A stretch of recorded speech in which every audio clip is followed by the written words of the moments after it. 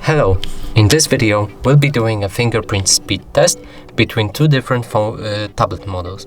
The one on the left is Samsung Galaxy Tab Ultra S8, and this one is Samsung Galaxy Tab S8 Plus. So let's get to the testing.